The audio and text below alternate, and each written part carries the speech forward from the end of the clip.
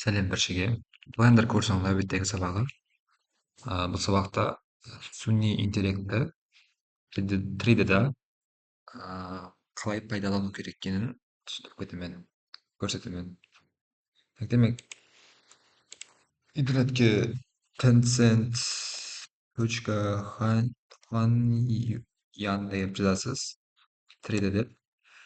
И осы сайтқа кіресіз, бірінші сайтқа. www.hanyan.tencent.com. Китайский сайт бұл. Бұны түсінбесеңіз, мына жерден хромның ішінде любой браузерде переводчик болады. Соны басып, мына русскийге қоясыз.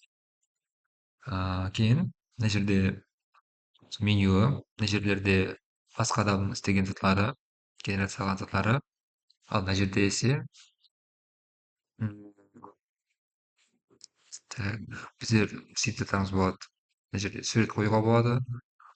Настройкалары Vincent 3D, мына жерге промпт жазасыз, ал мына жерге сурет қоясыз. Бұл не істейді? Бұл суретті 3D қылып береді. Яғни мына жерде любой бір адамның жұмыстарын көреміз. Мысалы мынау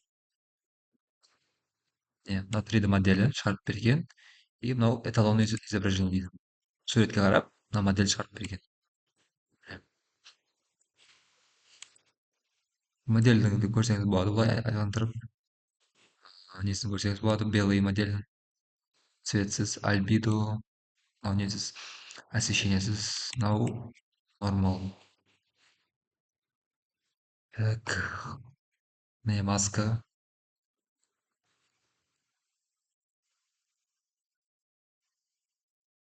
Суретке қарап істелінген маска. Тек суретке несін берілген, алды беті берілген, арт беті берілмеген. И арт бетінің өзі істеп кеткен. Сүнни интеллекттің өзі арт беті маска қандай болатынын ойлап, өзі ойынан соғып кеткен арт бетін. Мына суретте қазір құрбағаным несі тек алды беті берілген да, шет бетіне. Арт бетін есе өзі істеп кеткендей қылып. Әр жақтама сурет берсе де болады негіз. Іздеп көрейік, бар ма екен. Әмесінде сол таманлама сурет берген екен адамдар. Бір таманлама сурет.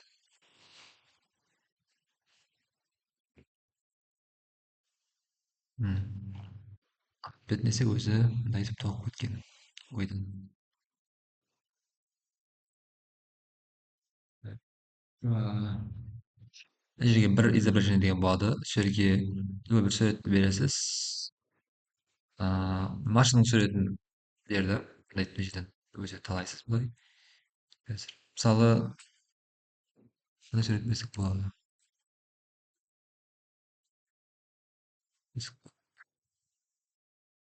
Полицейский машинаның суретін берейік. Бір жақ беттен қарап тұрған.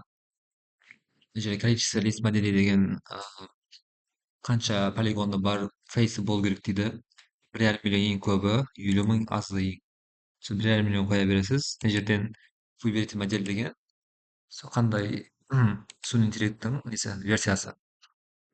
3/1 қазір ең үлкен версия. 2/5. Бесплатный. Яғни 20 монета береді. Күніне где-то 10 генерация қыла аласыз. Әр генерацияға 2 не кетеді ме сондай. Так, мына жерде тип модели деген геометрия плюс текстура деген бұл и геометриясы, мындай модельдің өзі и текстурасы. Текстурасымен генерация қылып береді. Поэтапный геометрия деген сол просто мынау басқашалау. Генерация түрі басқашалау, просто результаты бірдей болу керек. И сәл айырмашылық болады. Надо этапны генерация қылады, мына жерде ise сразу генерация қылады. Вот. Соған қоясыз и сгенерировать немедленно басасыз. Мындай шығып тұрады. 190 секунд дейді. Енді X2 шышып кете берсеңіз болады. Мына жерден событияның ішінде, ресурстың ішінде. Мына жерде тұрады, өзі генерация алып тұрады. 8%. Mынау менің алдыңғы генерация қылған модельдерім.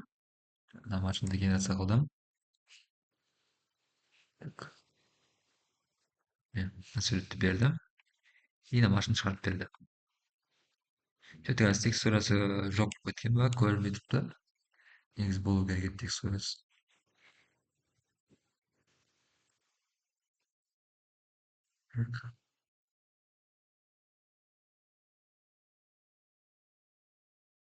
Ал сетісі. Бұл интеллектуальный типа топология деген. Қазір оны айтып кетемін. Так,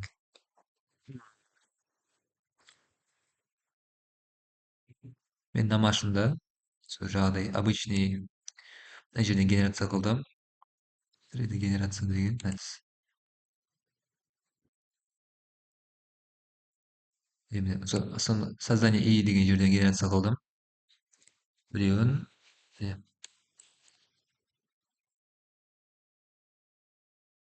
осы модельді сол жақтан қылдым да.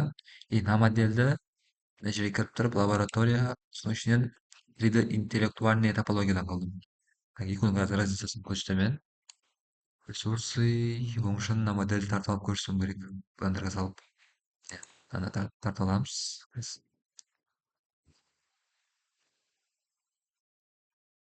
Так, текстура шықты ғой. GLB емес, FBX қылып тартып аламыз. Скачать. Сарп етеміз. И қазір өзі скачать қылады.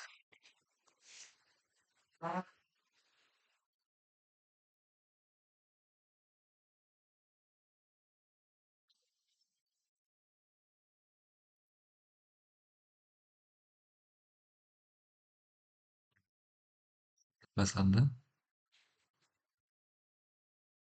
166 екен ғана память. Көп болды. Себебі мына несі полигон көп. Полигон жаңағы фейс. Так, мына таза файл шама. Мынарды өшіріп тастаймын. Мына жерден мына скачать қылған жерден былай ұстап блендерге апарамын. Мына жерге іліп қоямын. Анимацияны алып тастаймыз. Анимация керек емес. Анимациясы жоқ шығар даже. Есептелмайды. Import FX басамыз. Блендерге түсті. Көрсеңіз болады. Мына жерде текстурасы бар. Как деп жақыннан қараған кезде качествосы жаман болады. Өйткені 3D AI, 3D искусственный интеллекттер качествосын жақсы пісіріп бере алмайды қазірше. Жақыннан қарасаң уже білінеді да мына жерлері. Ұзақтан қарағанда нормально. Нормально деп көрінеді. И мына жерде қазір топологиясы деген геометриясы 8 модқа кірсем мынандай болыпты. Тым көп. Несі фейслер тым көп.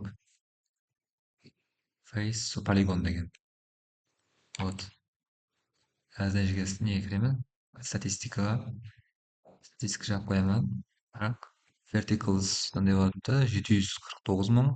Face десе жаңағы полигон деген фейс 1.499.000 болыпты.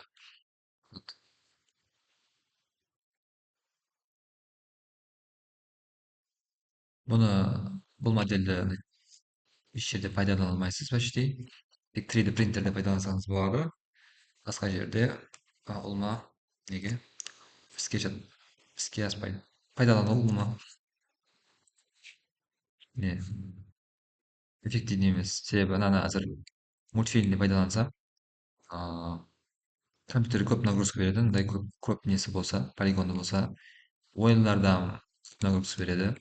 Вообще мындай модельдерді ұлма пайдаланбайды ойындарда.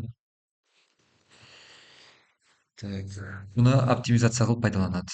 Енді ұсыным оптимизированный несін көреміз. Полигоны аз. Екіншісі. Бұны жаңа айтқандай 3D интеллектуальный топологиядан генерация қылдым. FX тартып аламын.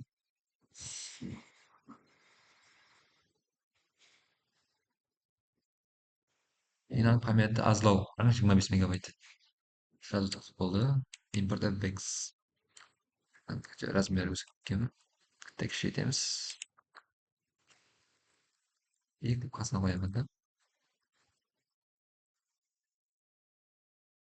мына енді ары мынаның качествосы екеуінікі осындай жаман. Бірақ мынаның несі топологиясы жақсы, более-менее болады. Бұны пайдаланса болады, бұл модельді ойындарда, анимацияда пайдаланса болады. Ал бұны есе пайдалана алмайсыз, себебі бұл күн көп, слишком көп. Мысалы мындай текст желілерге, мындай текст қой мына жері, мына жер неше жүз беріліп кеткен көп. Ал бұда мына жерде текст жерге ұлма несі жоқ, вертекс жоқ. Квадрат, төрт тамалама. Вот. Мынаны оптимизированный модель дейді. Несі аз. Мынада әзір фейслері 1888 екен. Ал мынада есе 1 400 000 деген. Так, вот. Бұны қолдан оптимизация қылса болады. Ретопология деп айтылады. Так, оны кейін сабақта көрсетемін мен ретопологияны. Ал мынау есе уже суни интеллектпен ретопология қылынған модель. Мынау жеңіл болады, мынау ауыр. Так, бұны 3D интеллектуальныйды істеу үшін мына жерге кіресіз, лаборатория. И 3D интеллектуальный топология кіресіз. Мына жерден жағдай суретті қойып істей берсеңіз болады. Мына жерге несколько изображение деген әр жақлама деген, мысалы алты бетінен, үсті бетінен, шет беті, шет беті сондай да, асты беті сондай генерация қылсаңыз болады. Яғни мына жерден қазір бір сурет бергеннен кейін арт бетінің өзі тоқып кетті да. Так, мындай арт бетінің өзі тоқып кетеді. Вот, қазір екі түрлі да, себебі әр генерацияда әртүрлі болып шығуы мүмкін результаты. Вот. Арт беттің суретін мен бермегеннен кейін арт беті өзі тоқып кеткен. Соның үшін мына жерге қазір арт беттің суретін берсеңіз, шет беттің суретін берсеңіз, көрсеткеніңізді қылып примерно шығарып береді. Так, енді оның арт беті мен шет беттің суреті жоқ болса, Gemini деген не бар, суни интеллект, білетін шығарсыз, Google'дың Gemini. Соған кіріп тұрып, сол суреттеп берсеңіз болады. Мына жерге қазір мен жаңағы суретін беремін. Загрузить файл, десктоп. Так, қазір таба алмай қалдым. Фото да керек. Так, загрузить файл.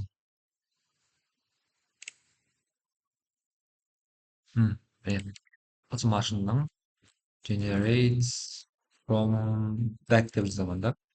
Желімен. Generate from back. Creating your image болып шықты атырыпты. Істеп атты уже. Бұл екінші суни интеллект болады. Біріншісі Hanyon, екіншісі Gemini.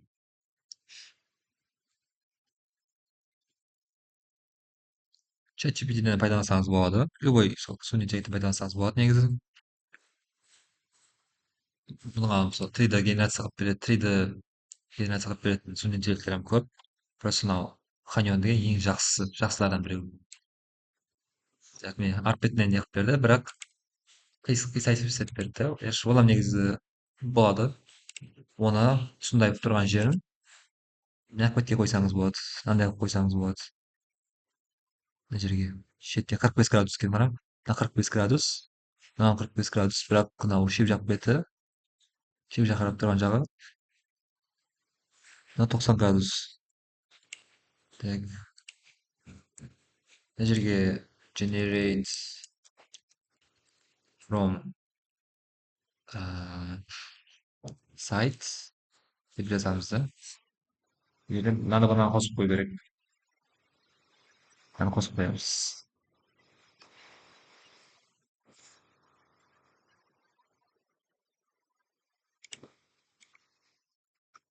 Өзге жасап береді. Так, мынаны көріп жіберейік. Ресурсы. Оны генерация алып болған.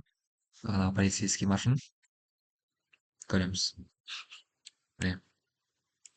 Мындай шығарып берген. Что-то текстура шығып қояды. Ол полис.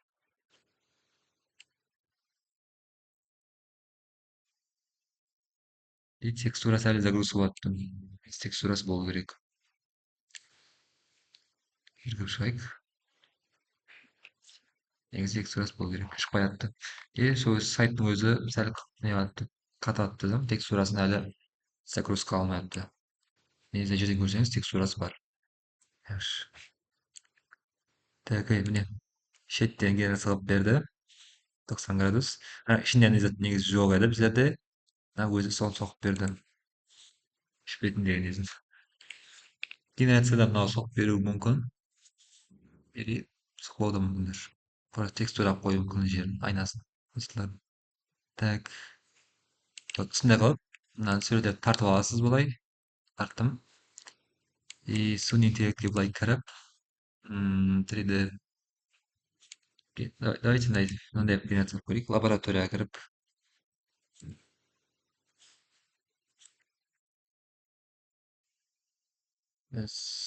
русский пакет лаборатория 3D интеллектуальная топология. Жерге несколько изображений жасаман. Мына жерге шет беттен қарап тұрған суретті қоямыз. 90 градус жолып.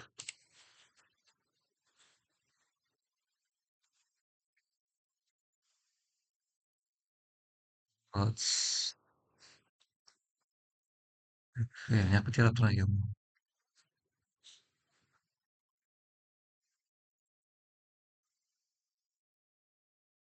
Қоямын. Қою керек негізі оны. И мына 45 градус бар еді жаңағы 45 градус сурет. И мынау артына қарап тұрған екен мынау. Соны аламыз. И мына жерге кіріп,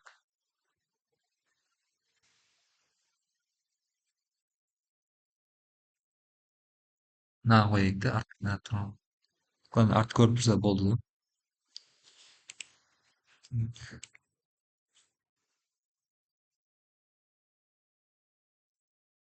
Бетіндегі сурет.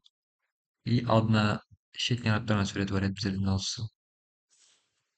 Ол жаққа десктоптың ішінде мынау. Үш суретті бердім. Соған қарап генерация салып береді. Мынау выбор топология деген мынау треугольный деген. Числар, четырехугольный деген жаңағы квад. Бізге де треугольныйға бола береді. Так сәл ойланып тұрдым. Істемей жатыр. Шықпай жатыр.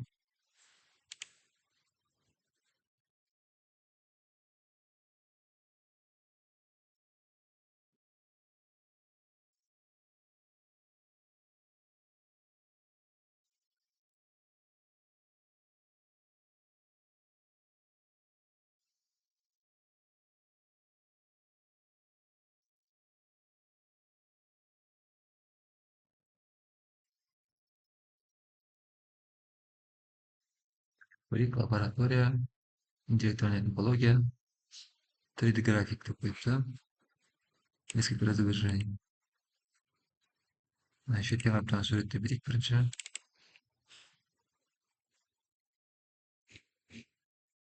И арт беттен қарап тұрған суретті.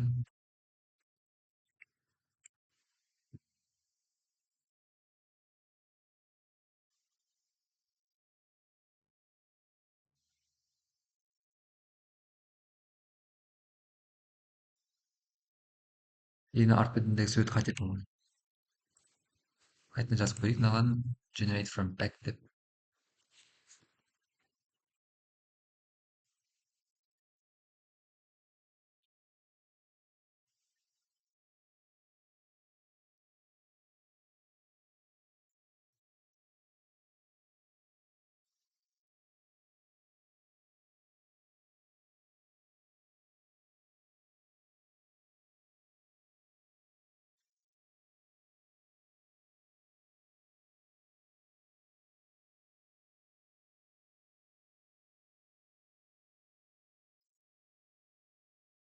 Енді нормально.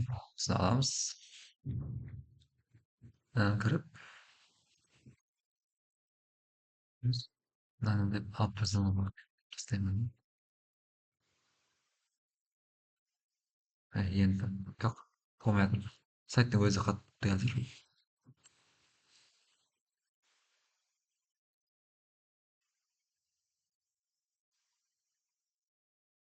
цикл изображения плюс мынау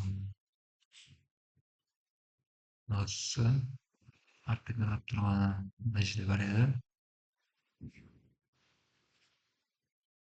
Ең тауды бірақ мынау генерация қылынбай жатты. Да шықпай жатты.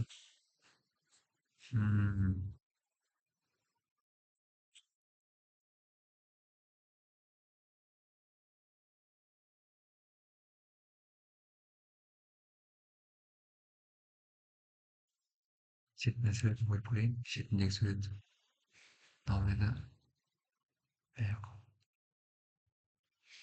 Мынау еді. Сіз қазір сайт істемей тұрыпты, бірақ сондай қоясыз и мынаны басасыз. Кішкене немеде өзі шығарып береді. Қазір менде сайт істемей тұрыпты, дұрыстап. Сондай болып тұрады бір кездері. Так, мен мына полицейскийге қайтадан кіріп көрейін. Текстурасын әлі шығармаған. Сонда тартып көрейік. FBX скачать.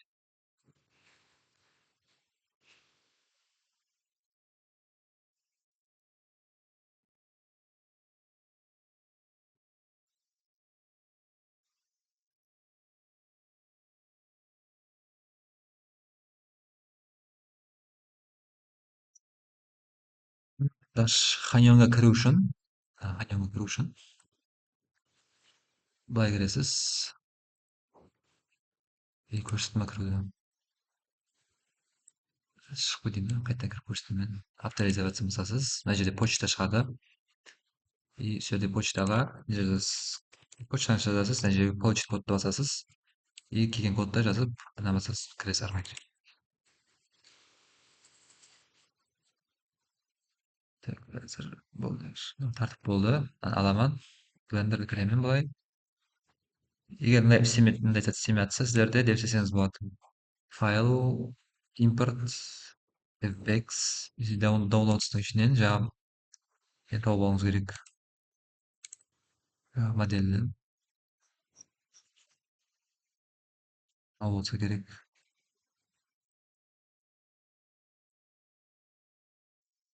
Сол екен. Міне. Полицейский модель. Вот. Топологиясы бәрі оңалып жаман. Қарап. Болады да. Вот.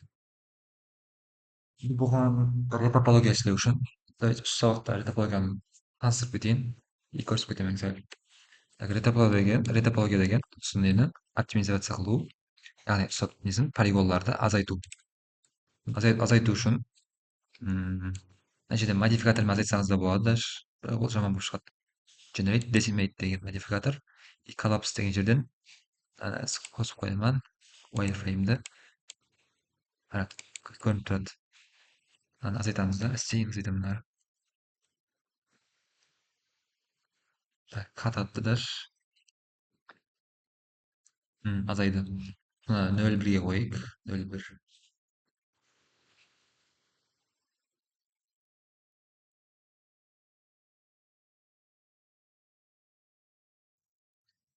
Азайды нормально, бірақ бұдан әлі пайдалануға жарамайды. Әлі азайту керек. Мынандай болып азайту керек та, міне қарам. Мынада қазір 1888 фейс бар да, мынада әлі көп. 147 мың бар. Бұл әлі компьютерге ауыр болады. Так, мынаны енді қабылдап жіберіп, қайтадан қосасыз да, decimate деген модификаторды. Былай басасыз. И generate, decimate, қайтадан 0,1 деп бересіз. Азайды. Так, бұны бірақ қайтадан азайтып жіберсеңіз не, мына өтіп кетсеңіз, типа былай уже жаман болып кетеді да несі. Слишком азайтып жіберсеңіз. Формасы бұзылып кетеді. Бізге мынаны азайту керек, при этом формасын сақтап қалу керек. Несі формасы бұзылып кетті жерлері уже. Қазір мынаны обычно бірге қойсам, формасы келеді өзіне. Соны абайлап, формасы бұзылмай ма деген ішке азайту керек. Аплай қыламыз қайтадан. Вообще аз болды. Бірақ соның өзінде мынау әлі көп етеді.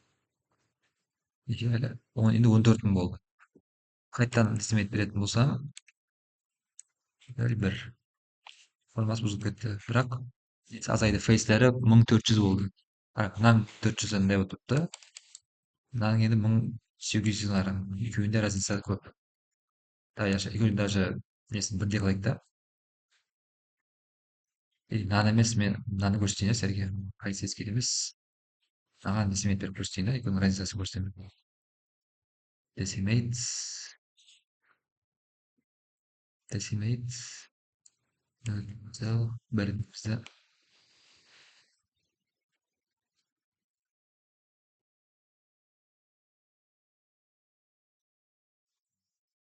азайды. Мына жерден білінбейді ондайға, бірақ мына жерге қарасаңыз азайды. 1449 болды. 449 мың болды фейслер жаңа 1 миллион 500 еді. Аплай қыламыз.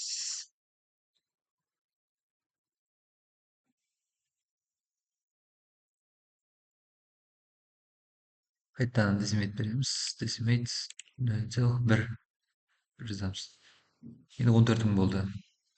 Сөйтіп тұрған жерін азайтып көрейік. Қайтадан 0,05 деп көрейік. 7 мың болды енді. 7 мың болды. Енді қабылдап жіберейін. Қайтадан дезимейт береміз. Сосын қолмен азайтып көремін былай. 1800-ге шейін азайтып көреміз да. Міне 1888 қылып көрейік. Мына жерге қарап тұрып фейске 1888 қыламыз. Примерно сондай қыламыз да.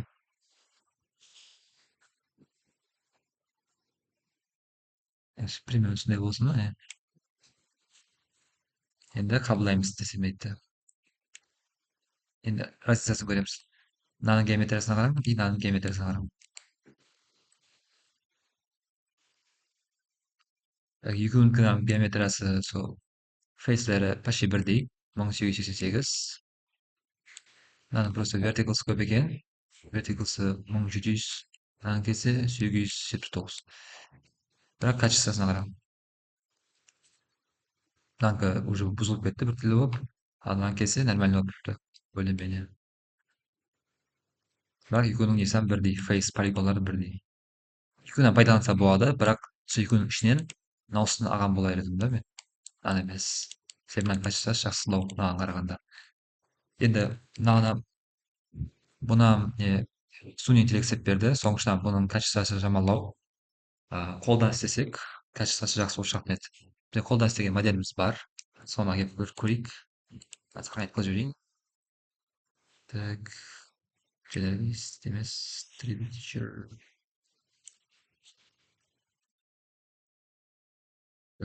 Car. Мына жерден open. Өзіміз істеген модель әкеп қойып салыстырып көреміз.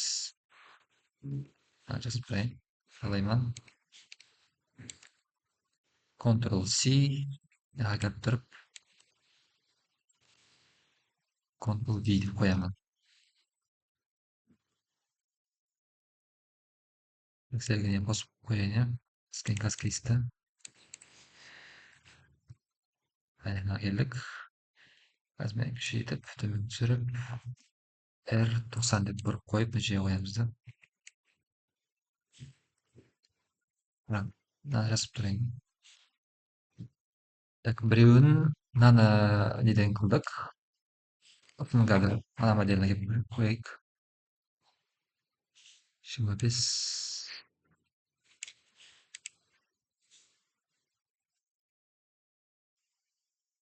Мынаны салыстырамыз, міне. 4 түрлі модель бар. И топологиясын көреміз қазір. Так, біреуінде мына обычный генерация қылдық. Мындай үлкен полигонларын көп қылып істеп берді. И соны оптимизация қылдық модификаторменен. Мындай болып шықты. Decimet деген модификатормен оптимизация қылдық. И фейслерін 1800-ге түсірдік. Ал кейін екіншісінде қалай суни интеллекттің өзінің интеллектуальный топологиясымен генерация қылдық. Бұның несіне қарап, балалары нормально шығарып берген. И текстураларын өзі істеп берді. Бірақ сонда да мына кітап жақылап қарасаңыз, мына жерден ошибка көп, ошибка бар. Бұда есе өзіміз модификатор менен істегенден кийин мына баллону біртүрлүү болуп чыккан. Так, и төртүнчүсү өзүбүз істеген модель. Полностью өзүбүз колдон істеген. Бу да топологиясы несі фейслери саны сәл көбүрөөк экен. 4000. Так, бәрін кабылдап жіберейік те сөйтіп көрейік. Фейслердің саны 4691 екен. Бірақ аккуратный. Дәрсет аккуратный. Бұның бір жақсы жері, біздерге қазір не берсек, Subdivision Surface Modificator берсек, тынық істейді. Generate Subdivision Surface. Так, сәлден модельдің өзін отдельно қылу керек, тынық істеу үшін.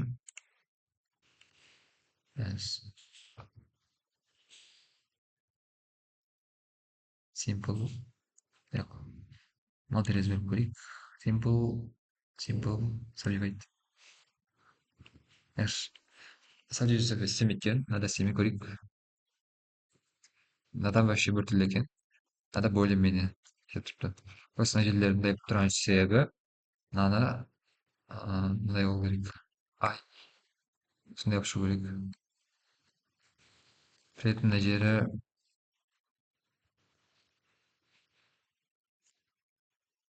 мындай болып істеу керек па.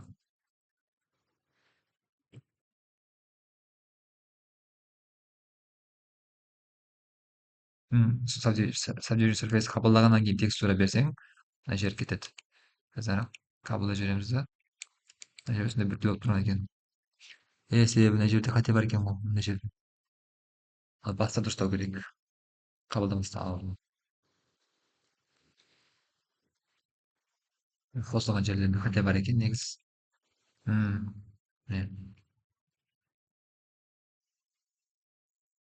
Өшіп тұрамын. Мына жер қосылып кеткенде бір-біріне.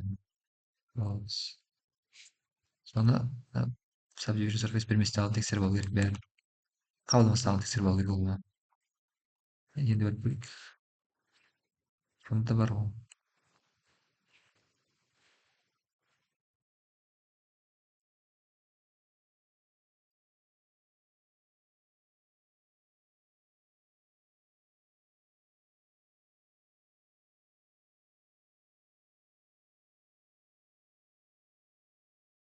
Face orientation. Ана ортасында не бар екен бұл? Mesh. Өшіп тастау керек ортасында несін. Face деп өшіп тастадым. Енді дұрыс істеу керек.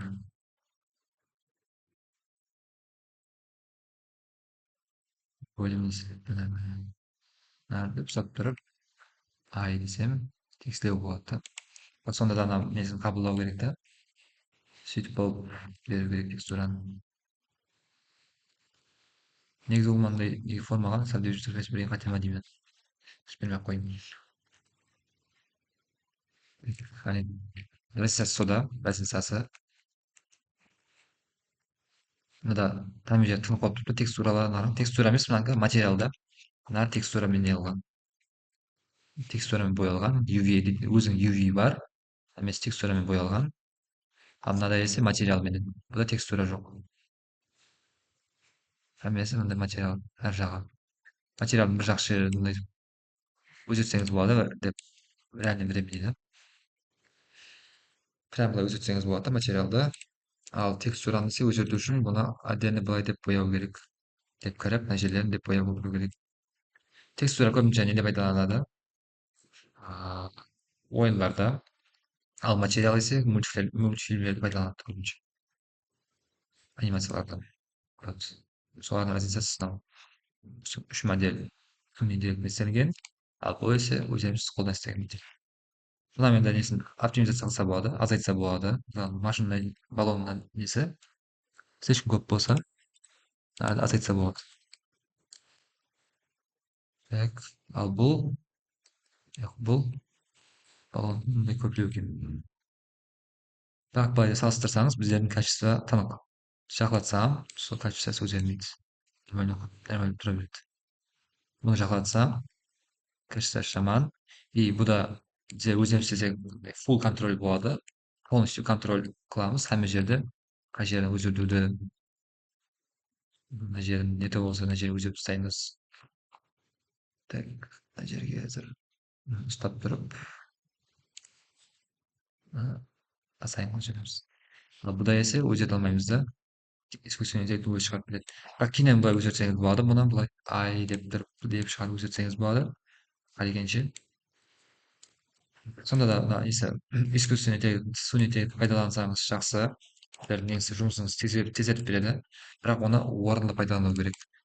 Яғни мындай ансат мындай машина модельдері болса, оны қолдан істеген тездеу болады. Генерация қылып отырғаннан и качествосы да жаман болып шығады. Оны былай дұрыстасақ болады негізі. Текстураға кіріп тұрып, мысалы мына жерінде біртүрлі болса, өзіміз де бояп шықсақ болады даже.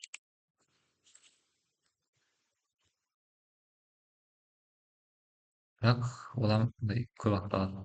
Оданша өзіңіз істесеңіз тезірек боласыз.